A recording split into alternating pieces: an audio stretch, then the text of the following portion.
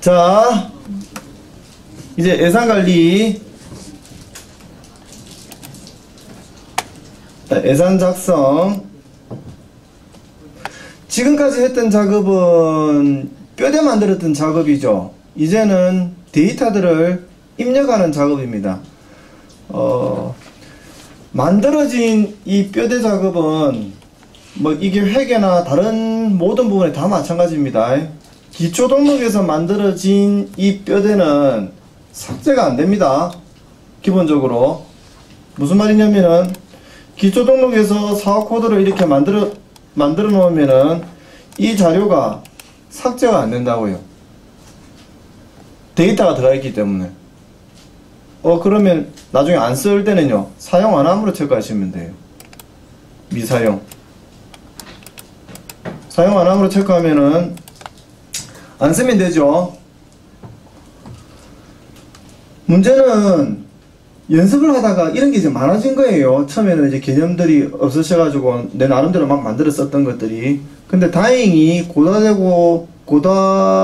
사업이 뜨면서 기존에 잘못 개념 잡았던 거는 이후에 적용이 안 되기 때문에 막 이때까지 싹 다 무시하고 지금부터 이제 뼈대를 바르게 잡아 놓으시면은 되겠죠. 근데 이번에도 하다 보니까 또 연습을 또 한 거예요.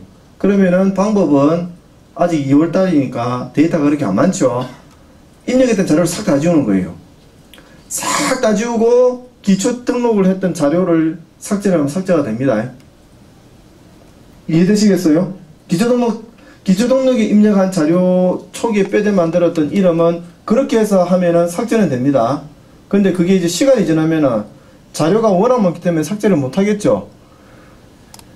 마찬가지로 이름을 바꾸는 거는 가능합니다. 자, 예를 들면은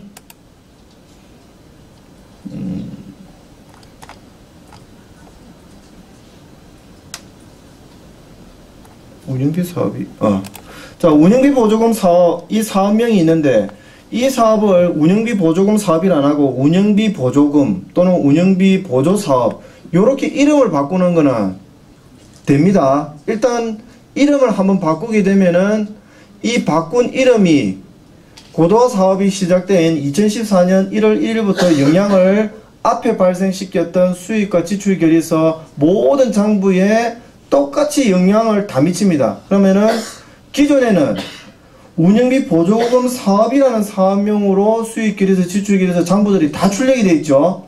근데 이거를 운영비 보조 사업이라는 이름으로 바꾸면요, 앞에 전자장부가 이 이름으로 싹 다 바뀌어요.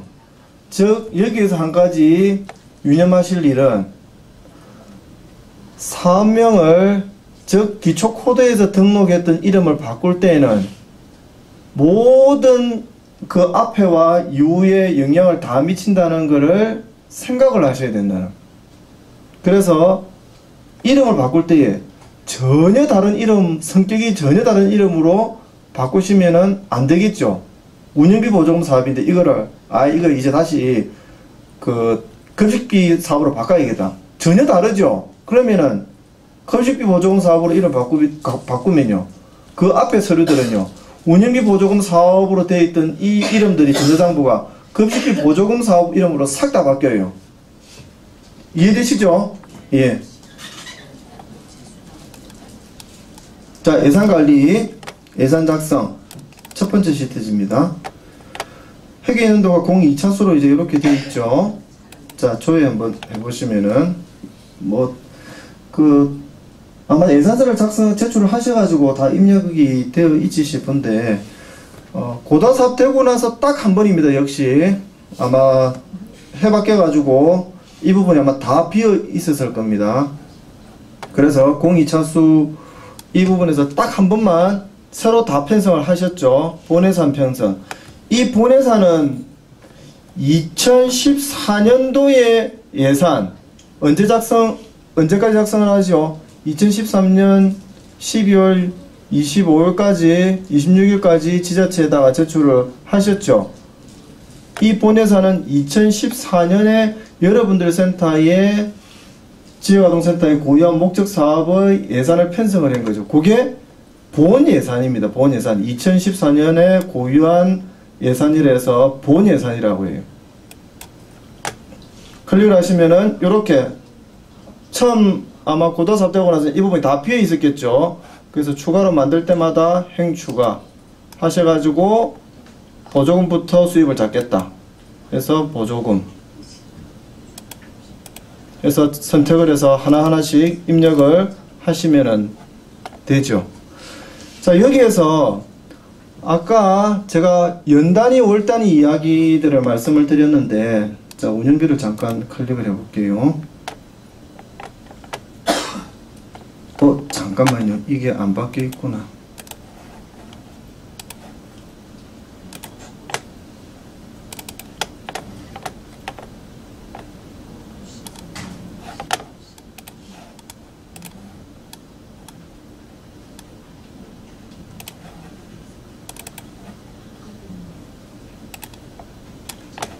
자,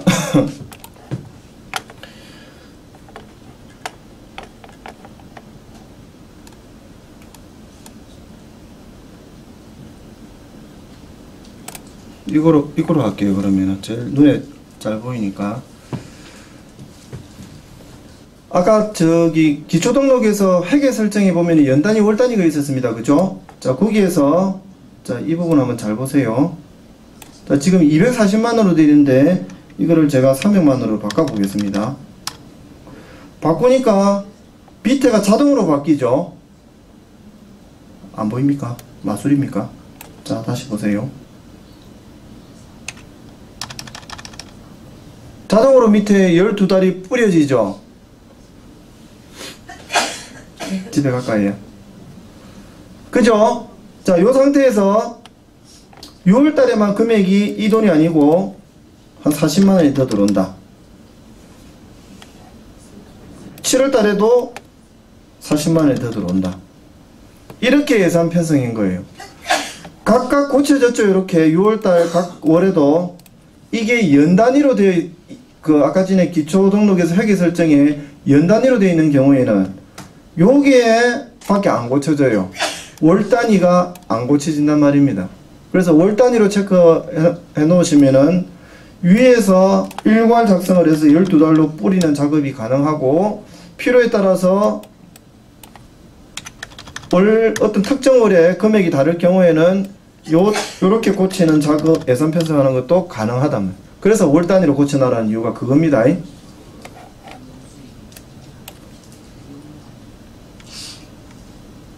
이게 아까 전에 원래 제가 얼마라고 했죠? 잠깐만요.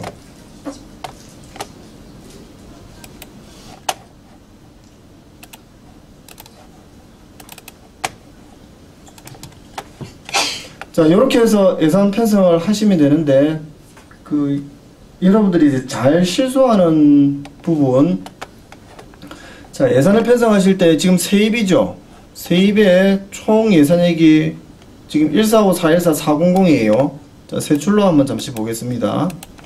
역시 145,414,400 이렇게 돼 있죠.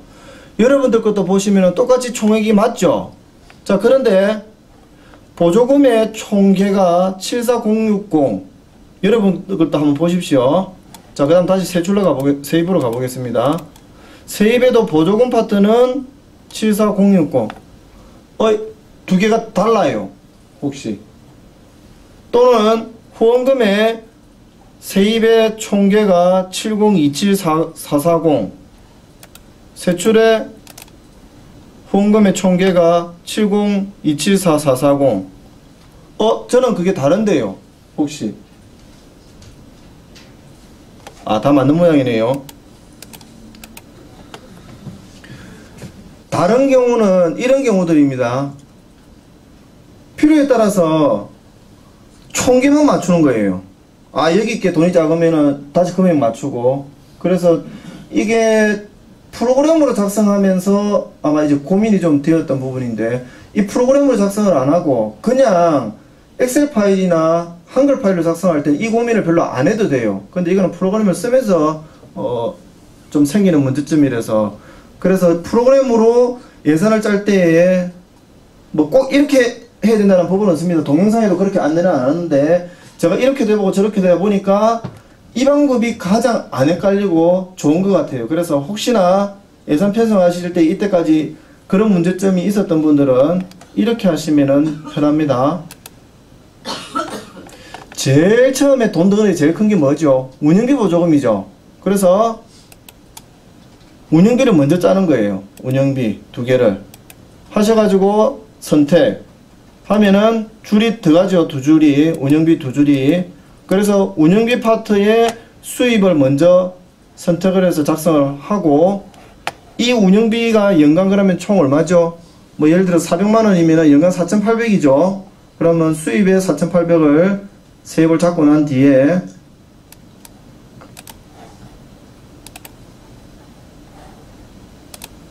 세출에 가셔가지고 이 4,800만원을 가지고 써야 되는 돈들을 계정 과목을 다 선택을 하셔서 예산을 편성하시는 거예요.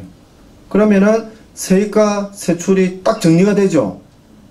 그죠? 그 다음 두 번째 하실 일은 그 다음 돈이 뭐죠? 급식비죠.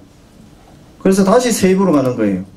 세입에 가셔가지고 행 추가하셔가지고 이번에는 급식비 보조금을 체크를 하셔가 수입을 잡고, 세출로 가셔가지고 급식비로 쓰는 계정이 급식 프로그램 하나밖에 없죠.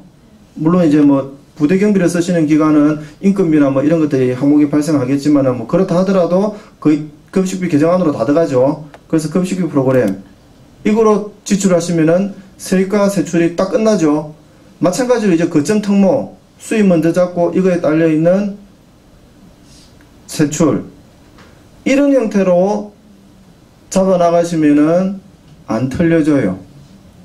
이 프로그램 쓰면서 아마 이것 때문에 고생하셨던 분들이 좀 많으셔가지고 자꾸 헷갈려 하시고 해서 안내를 해드린 겁니다.